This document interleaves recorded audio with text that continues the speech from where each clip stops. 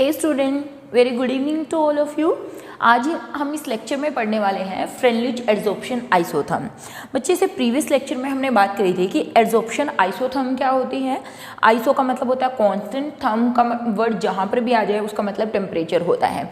और एड्सॉर्प्शन की तो हम बात कर ही रहे हैं। इसका मतलब जब एड्सॉर्प्शन हो कांस्टेंट टेम्परेचर पर और किसके साथ वेरिएशन करी थी, प्रेशर के साथ वेरिएशन करी थी, उसको हमने एड्सॉर्प्शन आइसोथर्म बोला था। बच्चे इसके लिए हमने क्या किया था, हमने कहा था किसी कंटेनर में आप करिए, गैस ले लीजिए, उसमें आप कोई एड्सॉर्बेंट डाल दीजिए, आप पाएंगे कि गैस का प्रेशर क्या हो गया था, डिक्रीज हो गया था। और फ्रेनलिच ऐसे साइंटिस्ट थे जिन्होंने एड्सॉर्प्शन आइसोथर्म पर काफ़ी काम किया और उसके बाद अपनी एक इंटरप्रिटेशन दे दी, अपना फिर आप ये बता सकते हो कि अपने व्यू पॉइंट दे दिए, और उसी व्यू पॉइंट को हम किस टर्म में पढ़ते हैं, फ्रेनलिच एड्सॉर्प्शन आइसोथर्म। ठीक है। और फ्रेनलिच एड्सॉर्प्शन आइसोथर्म जब भी हम पढ़ रहे हैं तो हम ये मानते हैं कि ये जो हमारा रिएक्शन मिक्सचर है या फिर जो हम सिस्टम स्टडी कर रहे हैं उस पर क्या है, दैट इज एड्सॉर्प्शन इक्विलिब्रियम है। एड्सॉर्प्शन इक्विलिब्रियम क्यों? देखिए एक टाइम ऐसा आएगा जब गैसेस क्या करेंगी, देखिए हमने कहा कि कंटेनर में प्रेशर डिक्रीज हो रहा है, डिक्रीज हो रहा है, डिक्रीज हो रहा है, लेकिन एक टाइम ऐसा आएगा जब प्रेशर डिक्रीज होना बंद हो जाएगा, यानी कि प्रेशर क्या हो जाएगा, कांस्टेंट हो जाएगा। उस कंडीशन पे हम ये मान के चलते हैं कि एड्सॉर्प्शन और डिसॉर्प्शन दोनों ने इक्वल रेट से होना शुरू कर दिया है। मतलब पहले गैस एड्सॉर्ब हो रही थी, लेकिन एक टाइम आया कि गैस वापस डिसॉर्ब होना शुरू हो गई, तो उस टर्म को हमने क्या कह दिया, adsorption equilibrium is attained. Means Freundlich adsorption isotherm में हम एड्सॉर्प्शन इक्विलिब्रियम लेकर चल रहे हैं, मीन्स इक्विलिब्रियम की बात कर रहे हैं। जब इक्विलिब्रियम अटेन हो गया हो, एड्सॉर्प्शन और डिसॉर्प्शन इकट्ठे हो रहे हो, means adsorption become equal to desorption. Adsorption become equal to desorption, that is called। ठीक है, एड्सॉर्प्शन आइसोथर्म की बात हम पहले कर चुके हैं। व्हाट इज फ्रेनलिच एड्सॉर्प्शन आइसोथर्म क्या है? It is the graph representing amount of gas adsorbed per gram of adsorbent, that is x by m, at constant temperature at adsorption equilibrium।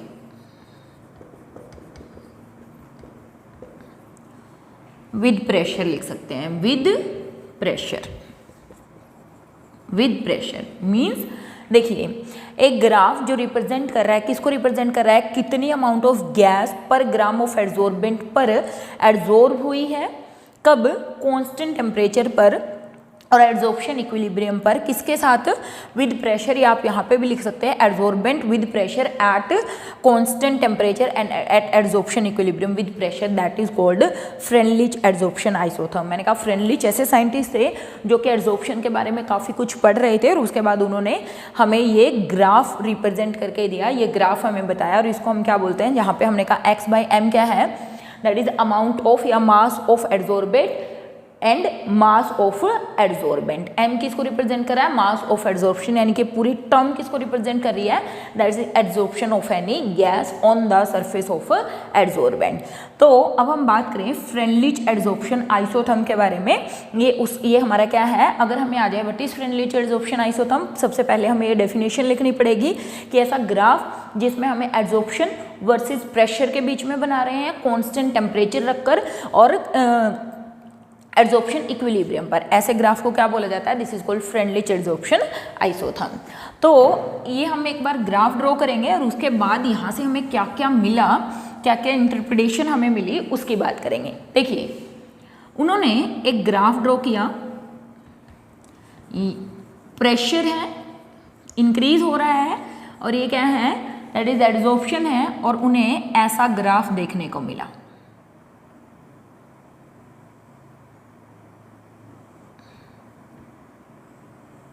वैसे तो हम ये ग्राफ 2-3 बार बना चुके हैं ऑलरेडी। देखिए यहाँ पर इस तरीके का ग्राफ देखने को मिला। यहाँ पर क्या है, टेम्परेचर जो है वो कांस्टेंट है, इसीलिए हमने इसको क्या बोला बच्चे, आइसोथर्म बोला है। आइसोथर्म मीन्स टेम्परेचर क्या है यहाँ पर, कांस्टेंट है। देखिए अगर मैं इसको पॉइंट O कह दूँ, इसको A कह दूँ, यहाँ पर इसको B कह देते हैं और that is after B to C, अगर इन्फिनिटी तक चले जाएंगे। बच्चे अगर आप यहाँ पे देख रहे हो एब्जॉर्प्शन और प्रेशर का क्या रिलेशन हमें दिख रहा है इस ग्राफ से। अगर मैं इस एरिया की बात करूं O2A मीन्स इनिशियली जब प्रेशर कम था, जैसे जैसे प्रेशर बढ़ रहा था एब्जॉर्प्शन बढ़ रहा था, प्रेशर बढ़ रहा था एब्जॉर्प्शन बढ़ रहा था, मतलब यहाँ तक एब्जॉर्प्शन और प्रेशर डायरेक्टली एक दूसरे के प्रोपोर्शनल है। मीन्स प्रेशर बढ़ाने पर एब्जॉर्प्शन भी क्या हो रहा है, बढ़ रहा है। ठीक है, फिर आप यहाँ पर आ जाइए, ये पॉइंट जो है, इस पॉइंट के बाद अब प्रेशर बढ़ाते जा रहे हैं, लेकिन आप देखिए एब्जॉर्प्शन पर कोई फर्क नहीं पड़ रहा है। एब्जॉर्प्शन क्या है, कांस्टेंट है, इतना है। मींस इस पॉइंट बी के बाद प्रेशर बढ़ाने पर एब्जॉर्प्शन पर कोई फर्क नहीं पड़ता। इस पॉइंट को या इस प्रेशर को PS या फिर सैचुरेशन प्रेशर बोलते हैं। सैचुरेशन प्रेशर बोलते हैं। मीन्स आफ्टर सैचुरेशन प्रेशर या at very high pressure, pressure बढ़ाने पर एब्जॉर्प्शन पर कोई फर्क नहीं होता।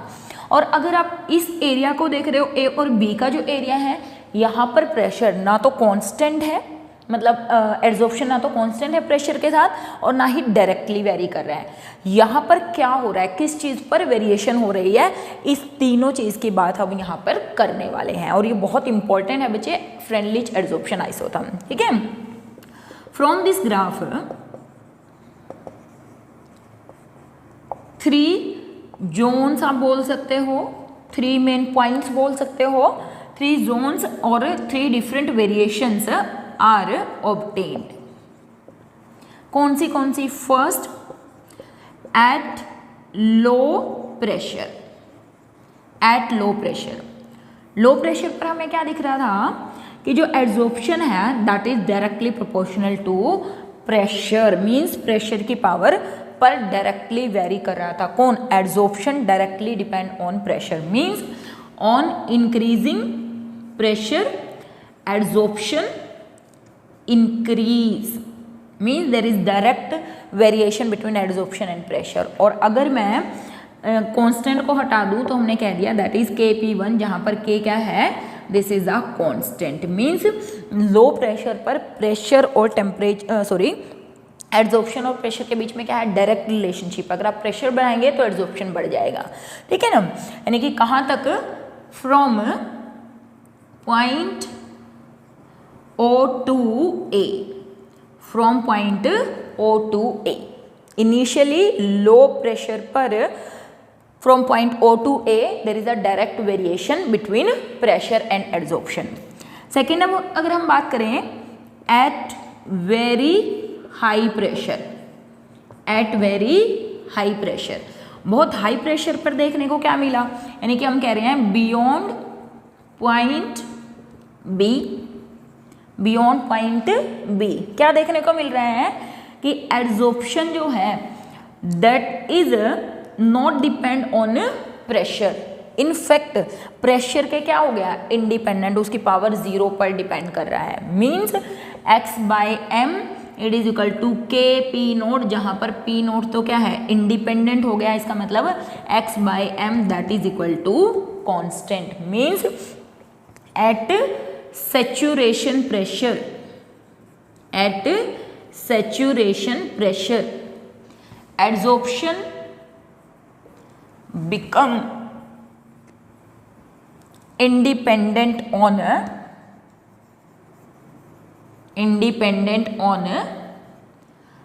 pressure। सैचुरेशन प्रेशर क्या है, वो प्रेशर जिसके बाद रेट ऑफ एब्जॉर्प्शन क्या हो जाए, कांस्टेंट हो जाए, या एब्जॉर्प्शन कांस्टेंट हो जाए। आप प्रेशर चाहे बढ़ाते भी क्यों ना रहो लेकिन एब्जॉर्प्शन इंक्रीज ना हो, ऐसे प्रेशर को क्या बोला, सैचुरेशन प्रेशर बोला। तो हमने कहा सैचुरेशन प्रेशर पर एब्जॉर्प्शन कांस्टेंट हो जाएगा, आप प्रेशर बढ़ाइए तो भी कुछ फर्क नहीं पड़ेगा। मीन्स यहाँ पर क्या हो गया, एब्जॉर्प्शन बिकम कांस्टेंट। ये क्या है, एब्जॉर्प्शन, और ये क्या है, कांस्टेंट। मीन एब्जॉर्प्शन क्या हो गया, कांस्टेंट हो गया, ठीक है ना। सेकेंड ऑब्जर्वेशन, इसका मतलब ये भी बोल सकते हैं कि जो फ्रेंडली एडसॉर्प्शन आइसोथर्म है वो सिर्फ लो प्रेशर पर वर्क करती है और हाई प्रेशर पर ये फेल हो जाती है। क्यों? क्योंकि हाई प्रेशर पर तो हमें ये बताते ही नहीं कि एडसॉर्प्शन होगा या नहीं होगा। बेसिकली ये तो कहती है कि एडसॉर्प्शन नहीं होगा, कितना होगा कितना नहीं होगा मीन्स कांस्टेंट हो जाती है। Means adsorption isotherm is applicable only for low pressures, ये सिर्फ लो प्रेशर के लिए ही एप्लीकेबल है। और अगर हम थर्ड जोन की बात करें, थर्ड जोन में क्या हुआ, दैट इज थर्ड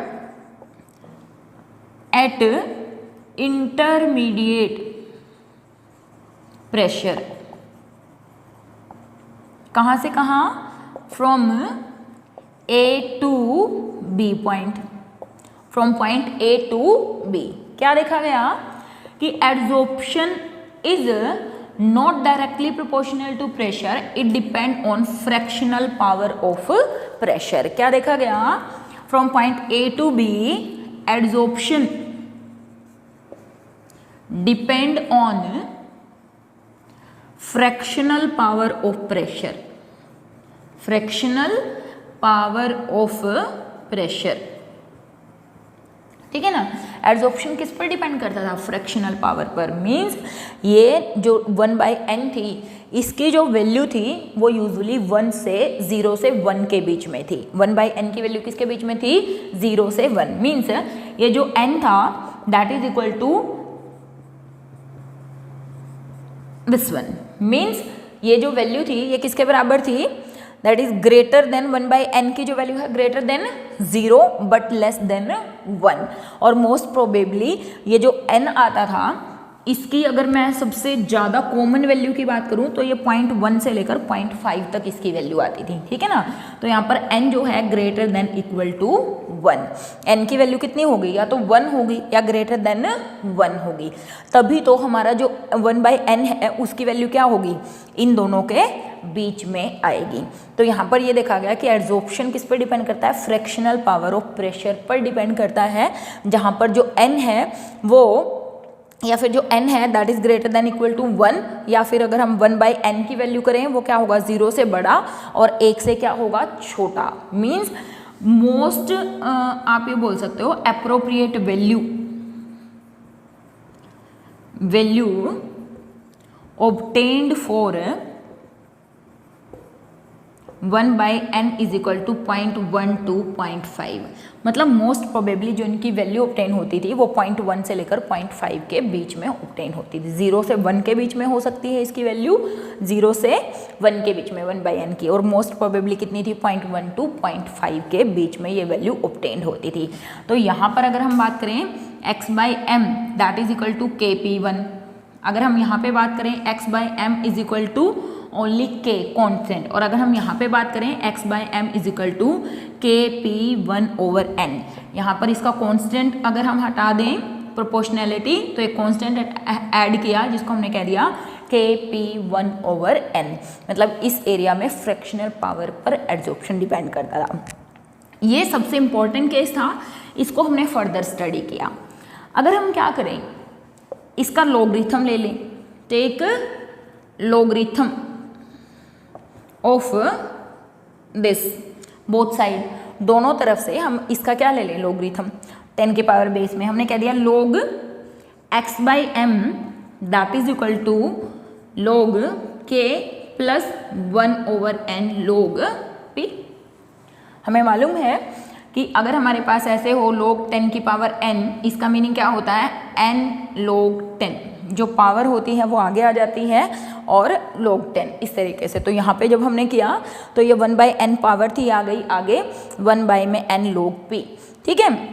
क्या क्यों कर रहे हैं हम, 1/n की वैल्यू को डिटरमाइन करने के लिए। ऐसा क्यों कर रहे हैं, to determine the value of 1/n we can take logarithm of this quantity. इस क्वांटिटी का हमने क्या ले लिया, logarithm. log x/m is equal to log k 1/n log p 2.303। जब आप मल्टीप्लाई करेंगे तो वो दोनों तरफ से कैंसिल आउट हो जाएगा, इतना आप समझते ही हैं, ठीक है। तो बच्चे जब इसको फर्दर सोल्व किया गया log x/m log k 1/n log p, और अगर मैं एक टर्म एक लीनियर इक्वेशन पढ़ते हैं हम y is equal to mx plus c, पढ़ते हैं कि नहीं, y is equal to mx plus C. जहाँ पर अगर आपको याद हो, मैथ्स में भी आप पढ़ते हो, केमिस्ट्री में भी आप पढ़ते हो, y और x इनके रिस्पेक्ट में हम ग्राफ बनाते हैं। ये जो वैल्यू होती है ये किसकी वैल्यू होती है, स्लोप की वैल्यू होती है, और ये जो वैल्यू होती है वो किसकी होती है, इंटरसेप्ट की वैल्यू होती है। ये किसकी वैल्यू होती है, स्लोप, और ये किसकी वैल्यू होती है, इंटरसेप्ट की वैल्यू होती है। ठीक है, इसको इससे कंपेयर कीजिए। मैं इस क्वांटिटी को यहाँ पर लिख रही हूँ, देखिए log x by M it is equal to, मैं यहाँ पे लिख दूँ 1/n log p plus log k। कुछ फर्क नहीं है, बस मैंने क्या किया, इस क्वांटिटी को इसको आगे लिख दिया, इसको पीछे लिख दिया सिर्फ। अब हमें ग्राफ बनाना है, मीन्स मैं किसके बीच में, इसके और इसके बीच में ग्राफ बनाने की कोशिश कर रही हूँ। I am trying to make graph between this and this. अब देखिए ग्राफ ड्रॉ करिए। यहाँ पे हमने लिखा log x बाई एम, यहाँ पे हमने लिख दिया log p। ठीक है, इसका मतलब ये जो 1/n है बच्चे, ये किसकी वैल्यू है, this is the value of slope. और कैसी है, पॉजिटिव है, क्योंकि 1/n यहाँ पे कोई नेगेटिव का साइन तो है नहीं, इसका मतलब स्लोप की वैल्यू कैसी है, पॉजिटिव है। और ये जो वैल्यू है ये किसकी है, c किसकी वैल्यू है, इंटरसेप्ट, मीन्स ये क्या है, इंटरसेप्ट। और इंटरसेप्ट की भी वैल्यू कैसी है, पॉजिटिव है। जब स्लोप भी पॉजिटिव हो और इंटरसेप्ट भी पॉजिटिव हो तो जो ग्राफ निकलता है वो ऐसे निकलता है, लाइक दिस। मैं स्ट्रेट बना देती हूँ ऐसे, तो हमें ऐसा ग्राफ ऑब्टेन होगा। क्या, जब स्लोप भी पॉजिटिव और इंटरसेप्ट भी पॉजिटिव हो, ऐसा ग्राफ हमें ऑब्टेन होगा। देखिए मैं एक बार थोड़ा सा यहाँ पे बता देती हूँ आपको।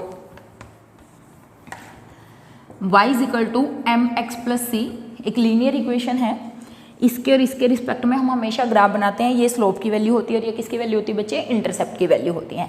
देखिए अगर स्लोप पॉजिटिव हो, इंटरसेप्ट भी पॉजिटिव हो, स्लोप भी पॉजिटिव और इंटरसेप्ट भी पॉजिटिव हो, तो ग्राफ ऐसे आता है। और ये जो वैल्यू है, ये वैल्यू है किसकी, इंटरसेप्ट की। ठीक है, किसकी वैल्यू है, इंटरसेप्ट की। और ये जो यहाँ पर वैल्यू आई है वो किसकी वैल्यू है, स्लोप की, जितनी भी आएगी। ठीक है, और अगर स्लोप पॉजिटिव हो लेकिन इंटरसेप्ट क्या हो, जीरो हो, स्लोप पॉजिटिव और इंटरसेप्ट क्या हो, जीरो हो, तो ग्राफ ऐसे बनता है। इंटरसेप्ट की वैल्यू जीरो लेकिन स्लोप कैसी है, पॉजिटिव, ऊपर की तरफ जाएगी। स्लोप पॉजिटिव और इंटरसेप्ट क्या हो, जीरो हो, तो यहाँ से ग्राफ निकलता है।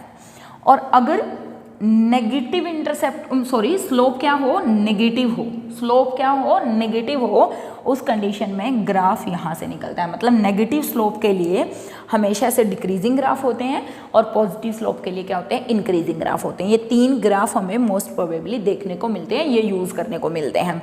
पहला पॉजिटिव स्लोप पॉजिटिव इंटरसेप्ट, ये वाला ग्राफ आएगा। पॉजिटिव स्लोप जीरो इंटरसेप्ट, ये वाला ग्राफ आएगा।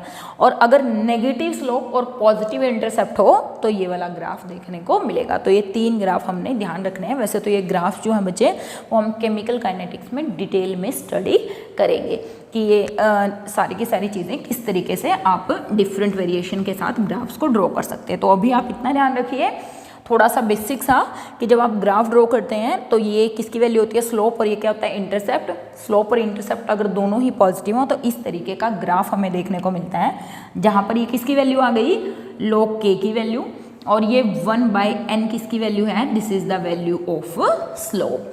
तो यहीं से पता चला ग्राफ ड्रॉ करने के बाद जो ये 1/n की वैल्यू आएगी वो किसके बीच में आएगी, मोस्ट प्रोबेबली 0.1 से लेकर 0.5 के बीच में, अदरवाइज 0 से लेकर 1 के बीच में इसकी वैल्यू देखने को मिलेगी। ठीक है, तो that was the interpretation bye Freundlich adsorption isotherm. तीन केसेस देखने को मिले, कम प्रेशर पर, हाई प्रेशर पर और इंटरमीडिएट प्रेशर पर। यहाँ पर डायरेक्टली वेरी कर रहा है, यहाँ पर इंडिपेंडेंट हो रहा है, यहाँ पर किस पे, फ्रैक्शनल पावर ऑफ प्रेशर पर डिपेंड करता है। तो this is called Freundlich adsorption isotherm. ये ग्राफ भी इंपॉर्टेंट है और ये तो इंपॉर्टेंट है ही। ठीक है, अब यहीं पे एक छोटा सा टॉपिक और बात करेंगे बच्चे यहाँ पर। अभी तो हमने किसकी बात करी, adsorption of gases in on any adsorbent. ठीक है ना, किसी भी एडजॉर्बेंट की सरफेस पर एडजॉर्प्शन ऑफ गैसेज के बारे में हमने बात करी।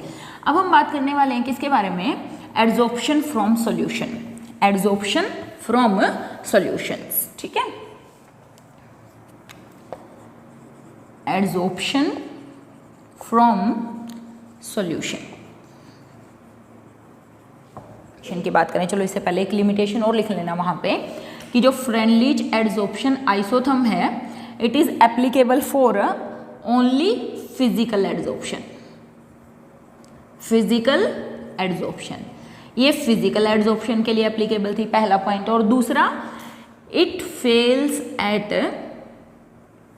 हाई प्रेशर, हाई प्रेशर पर ये क्या हो जाती थी, फेल हो जाती थी। ठीक है, तो ये लिमिटेशन थी कि वो फिजिकल एड्सॉर्प्शन के लिए ही एप्लीकेबल था।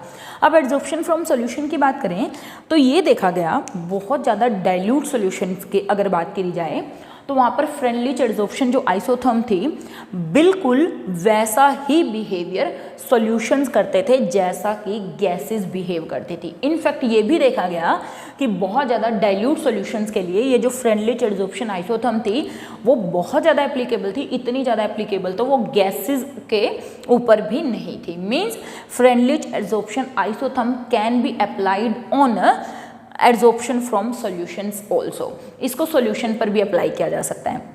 जैसे मैं एग्जाम्पल से शुरू करूँ, फॉर एग्जाम्पल एसिटिक एसिड का जो एक्वस सॉल्यूशन था, ठीक है ना, this is a aqueous solution of acetic acid. इस सॉल्यूशन को क्या किया गया, एक कंटेनर में लिया गया और इसमें क्या डाल दिया गया, अब चारकोल डाल दिया गया। क्या डाल दिया गया, चारकोल।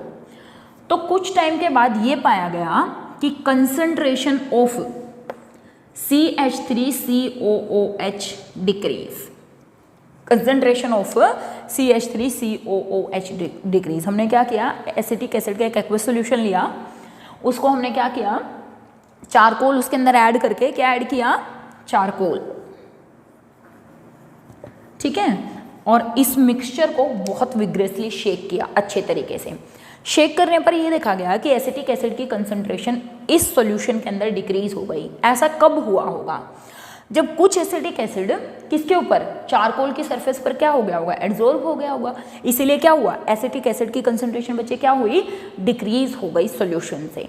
और इसके ऊपर भी जब हमने क्या लगाया, फ्रेंडलिच एड्सॉर्प्शन आइसोथर्म अप्लाई किया तो ये पाया गया कि फ्रेंडलिच एड्सॉर्प्शन आइसोथर्म बिल्कुल वैसे ही रिजल्ट शो करती है जैसे कि कौन करते थे, गैसेस ऑन एड्सॉर्बेंट की सरफेस पर बिहेवियर शो करते थे। इनफैक्ट उनसे भी ज़्यादा एप्लीकेबल यहाँ पे थे। सिर्फ फ़र्क क्या था कि वहाँ पर हम क्या लेते थे, प्रेशर लेते थे गैसेस का, क्योंकि प्रेशर डिक्रीज होता था। यहाँ पर प्रेशर की जगह क्या लेते हैं, कंसंट्रेशन ऑफ द सॉल्यूशन ले लेते हैं। ठीक है, तो concentration of acetic acid decrease किसके कारण, due to adsorption of acetic acid on the surface of charcoal. ठीक है, सिमिलरली यही बिहेवियर देखा गया किसके ऊपर, adsorption of dyes from solution. Dyes के अंदर भी जब चारकोल ऐड कर दिया गया बच्चे, डाई का जो सॉल्यूशन था उसके अंदर जब चारकोल ऐड कर दिया गया तो ये देखा गया कि जो डाइज थी जितनी के सारी की सारी वो चारकोल की सरफेस पर एड्सॉर्ब हो जाती थी। और जो डाई का सॉल्यूशन था, डाइज का जो सॉल्यूशन था, ठीक है ना, adsorption of dye from dye solution, यहाँ लिख लेते हैं, फ्रॉम डाइज सॉल्यूशन। तो डाई क्या हो गई, चारकोल की सरफेस पर एड्सॉर्ब हो गई, जिसके कारण जो सॉल्यूशन था वो कलरलेस हो गया। ऐसा क्यों हुआ होगा, क्योंकि जो डाइज हैं जो वहाँ पर किसका काम कर रही है, सोलवेंट का काम कर रही है। यहाँ पर भी CH3COOH किसका काम कर रहा है, it is acting as solute, और वाटर किसकी तरह काम कर रहा है, सोलवेंट, है ना। यहाँ पर भी डाई किसकी तरह काम कर रही है, सोल्यूट, और जो सॉल्यूशन में जो भी दूसरी चीज़ होगी बेसिकली वाटर ही होगा, वो किसका काम कर रहा है, सोलवेंट। इसका मतलब जब कोई भी सोल्यूट किसी एड्सॉर्बेंट की सरफेस पर एड्सॉर्ब होता है तो वहाँ पर भी फ्रेंडलिच एड्सॉर्प्शन आइसोथर्म अप्लाई की जा सकती है। सिर्फ फ़र्क इतना था कि हम क्या कर सकते हैं, वहाँ पर प्रेशर की जगह कंसंट्रेशन टर्म यूज़ कर सकते हैं। ठीक है ना। So Freundlich adsorption isotherm can be applied on dilute solutions. Freundlich adsorption isotherm dilute solution पर भी अप्लाई की जा सकती है in a similar manner as adsorption of gases on solid adsorbent. ठीक है ना। और it is applied dilute solutions की बात करिए कि सॉल्यूशन क्या होना चाहिए, काफ़ी ज़्यादा डाइल्यूट होना चाहिए। तो यहाँ से बस हमें क्या चेंज करना है, replace only we have to change pressure with concentration, pressure with concentration means अगर मैं ग्राफ बनाऊं यहाँ पर x/m और यहाँ पे क्या प्रेशर, और मैं यही ग्राफ जो हमने यहाँ पे अभी ड्रॉ किया था सिमिलर, बिल्कुल यही सेम बिहेवियर, ये वही पी सेचुरेशन, सिर्फ फ़र्क क्या था यहाँ पर कि जो हम यहाँ पे बात कर रहे थे x/m that is equal to c, यहाँ पर हम बात करेंगे k c 1 की पावर n, यहाँ पर हम बात करेंगे x/m is equal to k, यहाँ पर हम बात करेंगे x/m is equal to k c, सिर्फ इतना फर्क है। प्रेशर की जगह क्या टर्म यूज कर देंगे, c। तो इंटरमीडिएट उस पर ही हम प्रेशर पर अगर हम बात करें, इसका मतलब हम लिख सकते हैं x/m is equal to k c 1/n। Concentration को चेंज कर दिया, प्रेशर को चेंज कर दिया किसे, कंसंट्रेशन से, mean taking again logarithm log x/m is equal to log k plus 1/n log c, बिल्कुल वही log k 1/n आगे आ गया, c क्योंकि हमने कहा log 10 की पावर n का मतलब हमेशा क्या होता है, n आगे आ जाएगी, ये हो गया। ठीक है, फिर से इसके रिस्पेक्ट में और इसके रिस्पेक्ट में सेम, कुछ भी चेंज नहीं है, log x/m यहाँ पे हमने लिख दिया log c। जब ग्राफ ड्रॉ किया तो ऐसा मिला, ये वैल्यू किसकी थी, log k, और ये वैल्यू किसकी थी 1/n, जो कि किसकी वैल्यू थी, स्लोप। मीन्स डाइल्यूट सॉल्यूशंस पर Freundlich adsorption isotherm as it is apply किया जा सकता है, और यहाँ से हम डिटरमाइन कर सकते हैं कि कितना एडसॉर्प्शन हुआ है किसी भी सॉल्यूशन से, कोई भी सॉल्यूट कितना किसी भी सॉल्वेंट की किसी भी एड्सॉर्बेंट की सरफेस पर सॉल्यूशन से एड्सॉर्ब हो गया है, क्यों उसकी कंसंट्रेशन डिक्रीज हुई है, कितनी उसकी कंसंट्रेशन डिक्रीज हुई है। तो that is the application of Freundlich adsorption isotherm which can be applied on the dilute solutions as. ठीक है, तो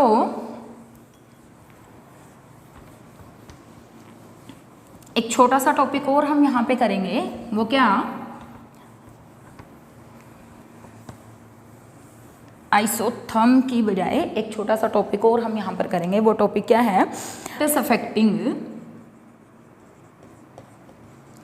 adsorption from solution, adsorption from solution.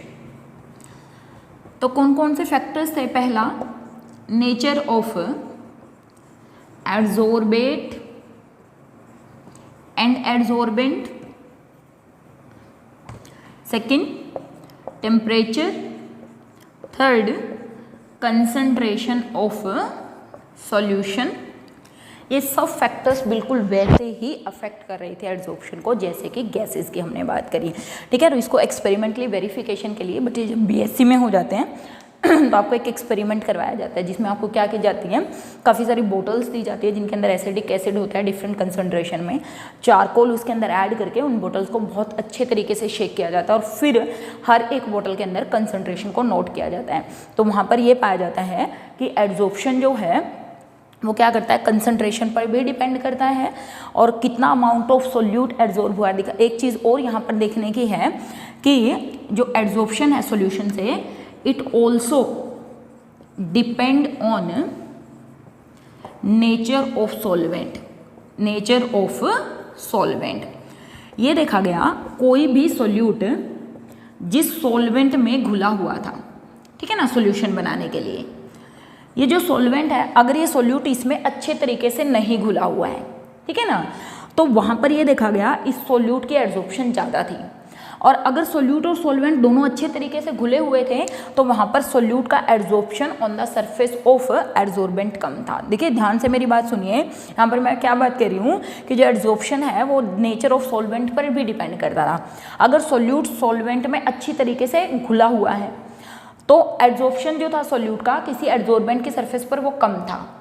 लेकिन अगर सॉल्वेंट और सोल्यूट आपस में अच्छे से नहीं घुले हुए हैं तो उस कंडीशन में सोल्यूट ज़्यादा एड्जॉर्ब होता था किसी भी सरफेस ऑफ एड्जॉर्बेंट पर। मीन्स कि नेचर ऑफ एड्जॉर्बेंट पे डिपेंड करता ही है, उसके साथ साथ हमने कहा कि नेचर ऑफ सॉल्वेंट पर भी ये डिपेंड करता है कि सॉल्वेंट कैसा है। एड्जॉर्बेट मतलब ये सोल्यूट, एड्जॉर्बेंट जिसकी सरफेस पर एड्जॉर्प्शन होना है, और ये जो सॉल्वेंट था जिसमें ये सोल्यूट घुला हुआ था जिसका एड्जॉर्प्शन किसी एड्जॉर्बेंट पर हो रहा था, ये इसकी नेचर पर भी डिपेंड करता था। ठीक है, इसीलिए हम बोल सकते हैं कि बिल्कुल फ्रेंडलिच एड्जॉर्प्शन आइसोथर्म सॉल्यूशंस पर भी अप्लाई कर सकते हैं, वेरी डाइल्यूट सॉल्यूशन पर भी अप्लाई कर सकते हैं। ठीक है बच्चे, अब हम बात करेंगे किसके बारे में, एड्जॉर्प्शन आइसोस्टीयर। एड्जॉर्प्शन आइसोस्टीयर, तीन चीज़ें हो गई, एक हो गया एड्जॉर्प्शन आइसोथर्म, एक हो गया एड्जॉर्प्शन आइसोबार, एक हो गया एड्जॉर्प्शन आइसोस्टीयर। ठीक है, एड्जॉर्प्शन आइसोथर्म का मतलब क्या हो गया, कांस्टेंट टेम्परेचर पर एड्जॉर्प्शन विद प्रेशर। ठीक है ना, एड्जॉर्प्शन आइसोथर्म मतलब एड्जॉर्प्शन और प्रेशर का ग्राफ एट कांस्टेंट टेम्परेचर बोलते हैं adsorption isotherm. Isobar pressure constant, adsorption और टेम्परेचर के ग्राफ को क्या बोलते हैं, एड्जॉर्प्शन आइसोबार। और एड्जॉर्प्शन आइसोस्टीयर, आइसोस्टीयर का मतलब है हमें क्या रखना है, कांस्टेंट एड्जॉर्प्शन रखना है, सॉरी कांस्टेंट एड्जॉर्प्शन। एड्जॉर्प्शन को ही कांस्टेंट अगर हमें रखना हो तो क्या ग्राफ ड्रॉ करेंगे, पहले मैं एक बार ग्राफ ड्रॉ करती हूँ, फिर हम यहाँ पे एक वो लिखेंगे x/m। ठीक है ना, ये हम क्या लिख रहे हैं, एड्जॉर्प्शन, और किसके एड्जॉर्प्शन तो हमें क्या रखना है, कांस्टेंट रखना है, तो हम ग्राफ बनाएं किसके रिस्पेक्ट में, प्रेशर और टेम्परेचर के ग्राफ में, और कांस्टेंट मुझे रखना है एड्जॉर्प्शन, मीन्स ऐसे। ठीक है, तो ये देखा गया, हमें मालूम है कि जब आप प्रेशर बढ़ाते हैं तो एड्जॉर्प्शन बढ़ता है, जब आप टेम्परेचर बढ़ाते हैं तो एड्जॉर्प्शन क्या होता है, डिक्रीज होता है। मतलब ये प्रेशर बढ़ाने पर एड्जॉर्प्शन बढ़ेगा, टेम्परेचर बढ़ाने पर एड्जॉर्प्शन क्या होगा, घटेगा। मीन्स अगर आप प्रेशर बढ़ा रहे हैं एड्जॉर्प्शन बढ़ेगा, लेकिन एड्जॉर्प्शन तो बढ़ाना नहीं है, एड्जॉर्प्शन तो क्या रखना है, कांस्टेंट रखना है। किसको, x/m को। तो मुझे टेम्परेचर क्या करना पड़ेगा, बढ़ाना पड़ेगा, ताकि एड्जॉर्प्शन क्या हो जाए, कांस्टेंट हो जाए। प्रेशर बढ़ाया, एड्जॉर्प्शन बढ़ गया, लेकिन बढ़ाना नहीं है, एड्जॉर्प्शन तो क्या रखना है, कांस्टेंट रखना है। तो क्या करेंगे, टेम्परेचर बढ़ा देंगे ताकि एड्जॉर्प्शन क्या हो, कांस्टेंट हो। Such type of graphs in which graph is plotted between pressure and temperature for constant adsorption is called adsorption isosphere. तो what is adsorption isosphere? A graphical representation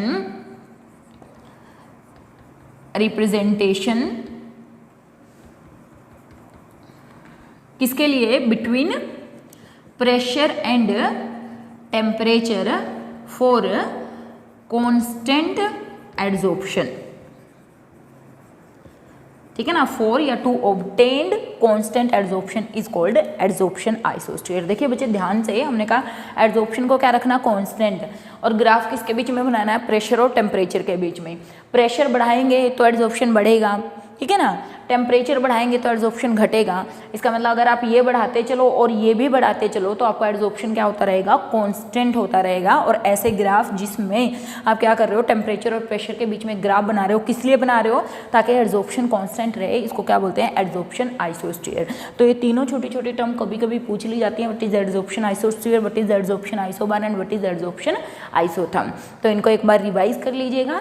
मिलते हैं बच्चों नेक्स्ट लेक्चर में। Have a nice day.